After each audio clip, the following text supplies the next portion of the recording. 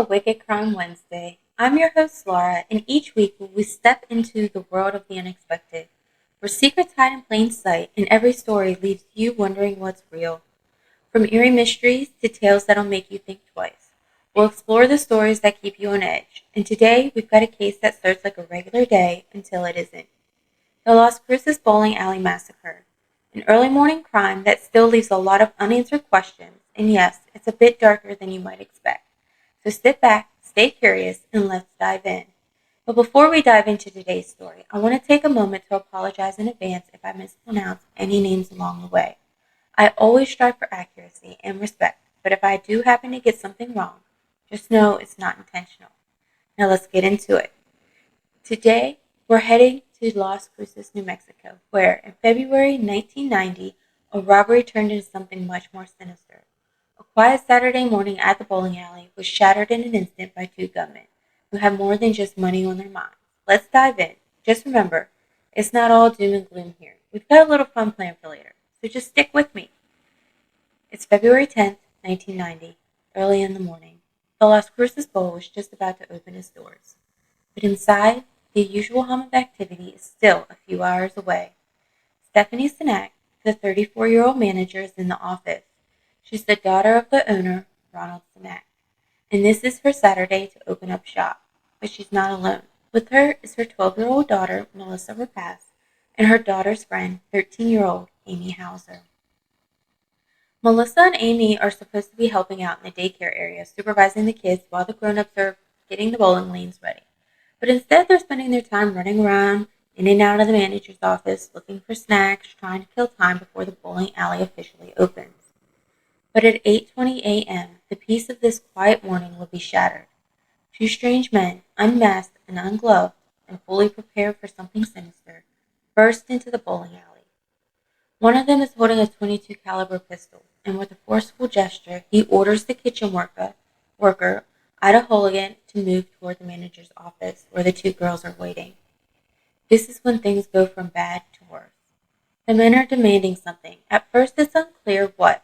Money? Revenge? Something else entirely? But then the game changes. The two gunmen corral the women into the manager's office and demand that they lay down on the floor. They make promises of release if their demands are met. But it's clear that something isn't right. They seem distracted, as though they're searching for something more than just cash. And then, the safe. The one thing that only Stephanie can open, and she does so reluctantly, and hands over a significant amount of cash, estimated between $4,000 and $5,000. Yet oddly, they don't take all of it. No, the men leave behind some of the money, and it's in this strange moment of hesitation with money left untouched that the true motive of the crime begins to feel murky. Before the gunmen can make their getaway, the door to the bowling alley opens once more. And at that brief, crucial moment, everything changes. Who walks in? Someone who had no idea what was happening in the back room. Someone who was completely unaware that their arrival would interrupt the entire plan. But who was it and what happened next? That's where the mystery deepens, and we'll explore that very soon. The men standing in the manager's office with the cash in hand are ready to leave. With the interruption at the door, it was just the start of a series of unfortunate events for them. Who walked in? A potential witness. And their entrance would change everything. So let's pose this question. You walk into the scene, unaware of the danger, and find yourself face to face with two armed men. You have mere seconds to act. Do you try to run, warn someone, or do you play it cool and pretend like you haven't seen anything? Just after 8:20 a.m., Steve Turan, 26 years old, a mechanic at the bowling alley, and a man with a strong sense of morality, walks into the Las Cruces Bowl with his two young daughters, Paula and Valerie. Steve had been unable to find childcare, so he brought the girls to work. No one was expecting him to find the chaos that had already begun to unfold inside.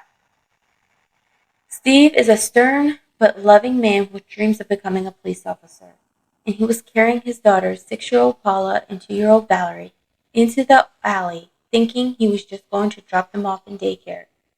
But as they walked into the lobby, the scene they found wasn't the usual quiet before the morning rush. The kitchen was eerily empty, so Steve made his way to the manager's office, where the two armed men were still inside dealing with their hostages. And just like that, Steve's life and that of his children were about to change forever.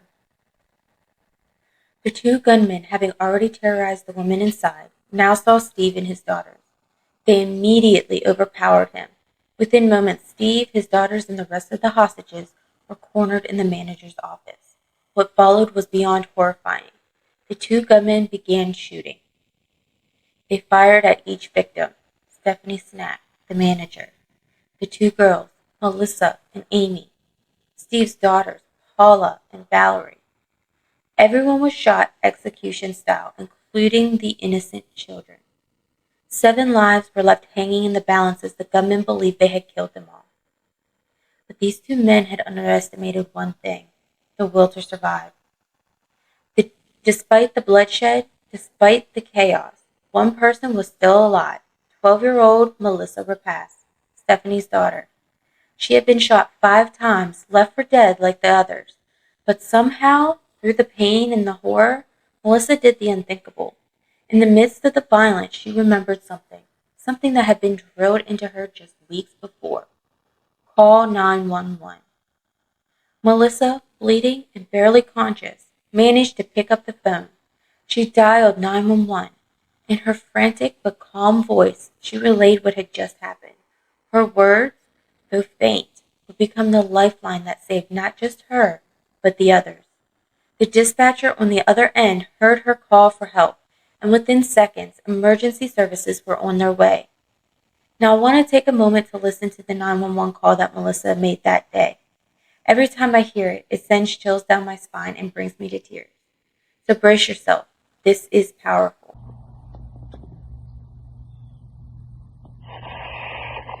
Emergency. Please help, please. Whoa, slow down. We were shot. And hold up. Okay. Where are you at? 1201 East Amador. Las Cruces Bowl. Las Cruces Bowl? Yes.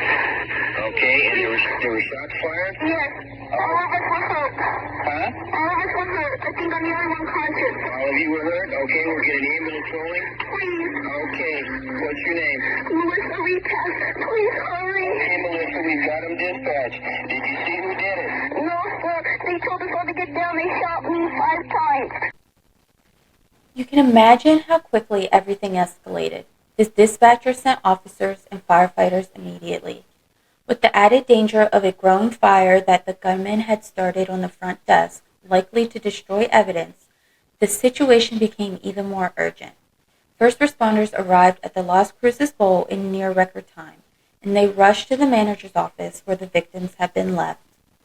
They found the victims in critical condition, bleeding out and unconscious, but the first responders did not hesitate. They immediately began dragging the victims out of the manager's office into the safety of the lobby. They worked quickly, trying to stop the bleeding, trying to stabilize anyone they could. And it was only thanks to Melissa's quick thinking that any of them stood a chance. All right, Detective, before we dive back into our thrilling mystery, let's take a little breather. You know everyone deserves a moment to recharge. So how about a quick peek at what the stars have in store for you today? Yep, it's that time for your daily horoscope. So grab your cup of tea or maybe a cute little latte with extra foam, and let's see what the universe has planned. For all you fiery Aries out there, today your curiosity could lead you down a dark rabbit hole.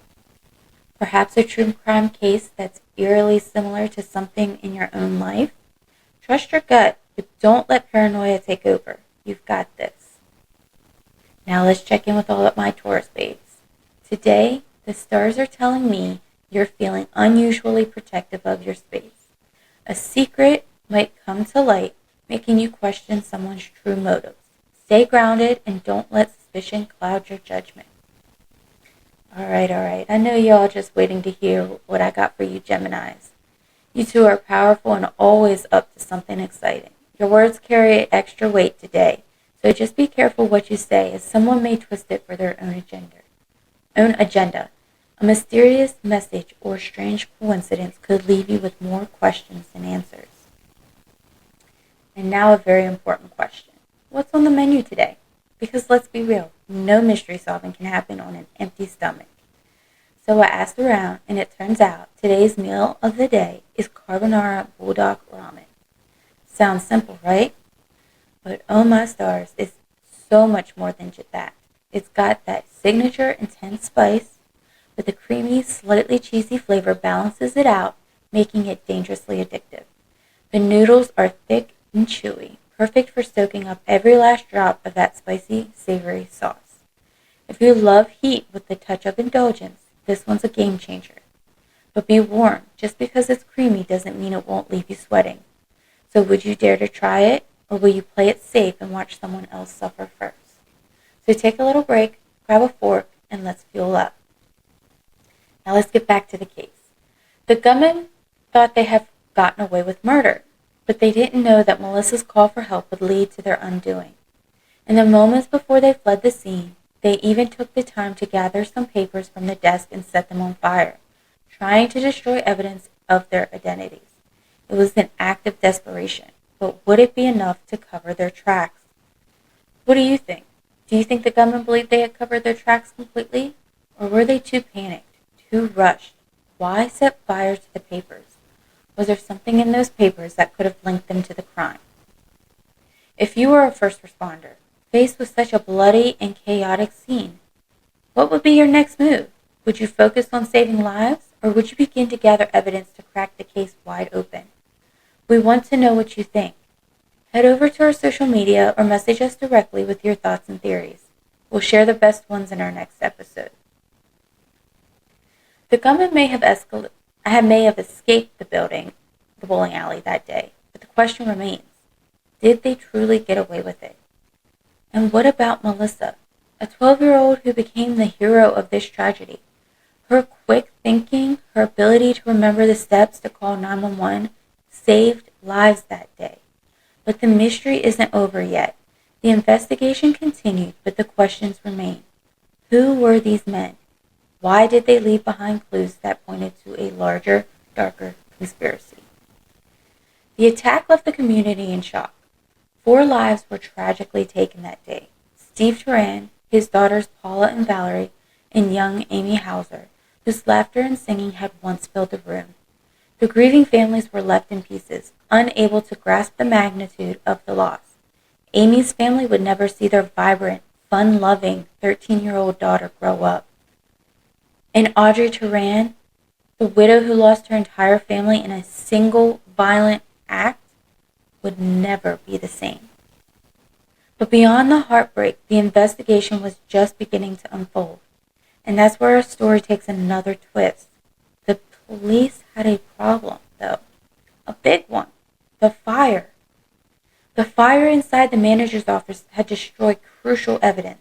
Witnesses, forensics, fingerprints. All of it was up in smoke, or so it seemed. Firefighters did what they could to put it out, but the damage was done.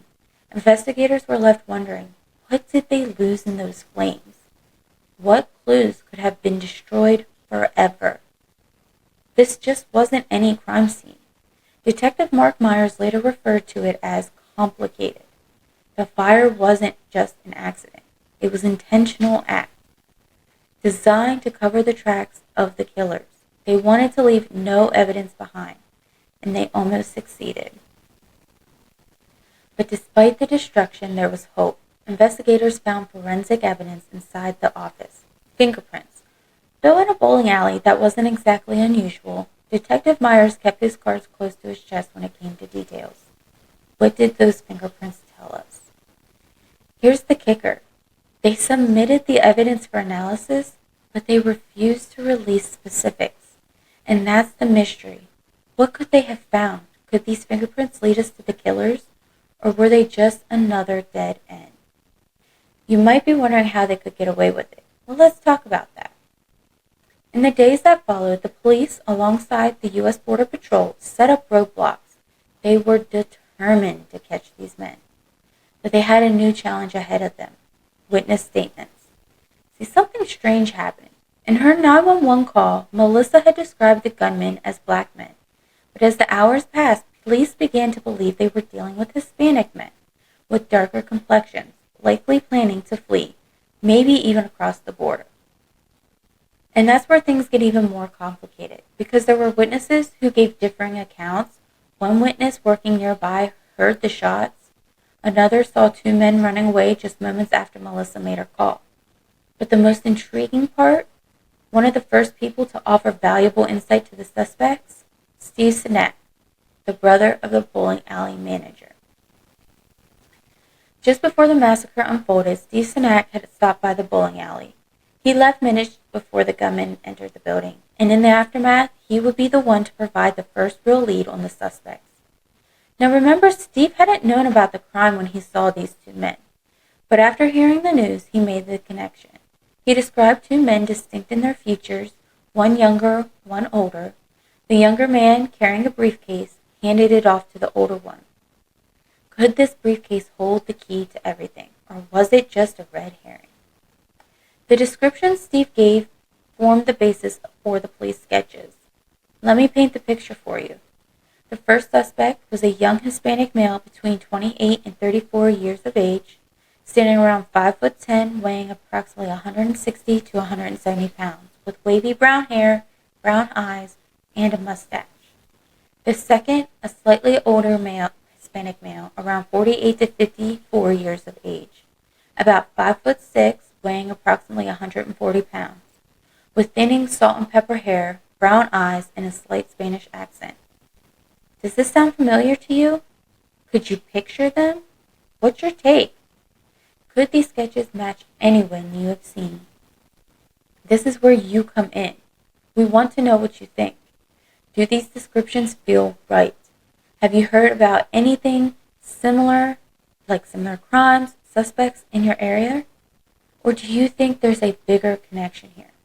Head over to our social media page and let us know. Your voice might help crack this case wide open. Now imagine this. You're a witness sitting in a nearby business when you hear the shots ring out. What do? Do you rush in to help? Call 911? Or do you stay hidden, afraid of becoming a target yourself? Would you have the courage to stay on the line like young Melissa did and provide details to the police? We want to know your answers, so join us in this interactive journey. What would you do if you were in their shoes? The investigation was at a crossroads. Could these sketches, these fingerprints, and witness statements finally lead to the men responsible? Or were they merely breadcrumbs left to confuse the case further? Only time will tell, but one thing was certain. The Las Cruces bowling alley massacre wouldn't be forgotten. The pain, the shock, the unanswered questions, those would linger for decades. And just as the fire had ravaged the bowling alley's office, the flames of mystery surrounding the crime would burn long into the future. So what do we know? We've got two suspects, sketches in hand, looking a little like ghosts of a past crime that continues to haunt Las Cruces. But have we learned enough to really make sense of this, to tie up those loose ends? Or have we just spun ourselves into an even darker web of unanswered questions?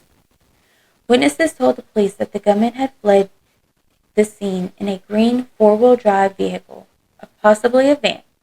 Could this be the key? Was this the getaway vehicle that could lead us straight to the perpetrators? You might be thinking, surely we can track a green van, right? But that's where the investigation starts to take a turn for the peculiar. In the hours following the massacre, Steve Sinek, remember him? He's the brother of the manager Stephanie, who had survived multiple gunshot wounds. He gave a detailed description of two men he had seen earlier that morning. And just hours later, Steve finds himself at a roadblock, eyes scanning the crowd, when he sees a vehicle on the outskirts of town. 4 men, Hispanic, thousands of dollars in cash, tucked into their pockets. Were these the men? Was one of them the face behind the gun that ended so many lives? Well, Steve couldn't say for sure. Nothing added up. These men were allowed to leave. But there's a twist here. Not all hope was lost in Steve's lead. His descriptions were soon matched by another survivor, Ida Holigan, who had been shot multiple times but lived to tell the tale. Ida believed she had seen these two men at the bowling alley in the weeks, maybe even months, leading up to the massacre. Casing the place? What were they after? You see, Ida, along with others, believed that the gunmen were searching for something specific before they ever touched the safe. And here's the kicker. These two men had left money in the safe. Why? Why would they leave it? Not it's not just any money, but thousands of dollars. It doesn't add up. Was this a robbery gone wrong? Or was there something deeper, something more sinister at play? Then the whisper started. Rumors that the Las Cruces Bowl was connected to something darker. Something involving organized crime. Maybe, just maybe, this was not about money at all. Was this a hit? Or was it revenge? Ronald Sinek, the owner of the bowling alley, was soon under investigation. Some speculated his ties to the cartels could explain the brutal violence. And while the investigation unearthed nothing, a dead end really, rumors persisted. But then again, you can't help but wonder, was this all a smokescreen? A clever diversion to keep investigators chasing shadows? And then a new name emerges, R.J. Sinek, the younger son, a bartender at the bowling alley, and someone who, according to a few tips, might have had connections to a drug ring. Intriguing, right? The police chased this lead too, but once again, nothing. RJ would later die of a drug overdose, a tragic chapter that would not provide any further answers. But it doesn't end there. Oh no. We can't forget Irma Tirarena, a local woman who claimed she encountered two men who matched the descriptions of the gunmen. She even took a polygraph test, which at the time was a key to uncovering the truth, or so they thought. But then she recanted, and why? She had a history of drug use, they say, clouding her credibility. And much like RJ, she passed away young, her story and potentially some vital information fading away with her. So here we are, all these years later, theories abound. Revenge, a gang-related hit, or perhaps a robbery gone terribly wrong. Now here's where it gets interesting, folks. What do you think happened? What do you think is the real reason for those gunmen's actions? Was this a simple robbery that spiraled out of control? Or was there something far more dangerous brewing at the Las Cruces Bowl? And here's a question for you, dear listeners. What would you do if you were the investigator? Would you keep chasing leads based on rumors? Or would you start connecting dots that no one else dared to draw? Let's hear it. I want to know your theories. Head over to our social media page and send me your thoughts. Do you think the cartels are involved? Maybe you think someone inside the bowling alley was a target from the start. And for those of you who like to think like a detective, what would you do if you were a witness? If you knew the suspects, or even thought you recognized their faces from those police sketches? Would you come forward? Or would the weight of fear silence you? Don't think you've got it all figured out. Oh no, the game is still afoot, and remember, the truth has a way of finding you, even when you least expect it. Until next time, dear detective, keep your mind sharp, your imagination wilder than a mystery novel, and most importantly, keep having fun with it. Stay curious, stay quirky, and always, always stay unmasked.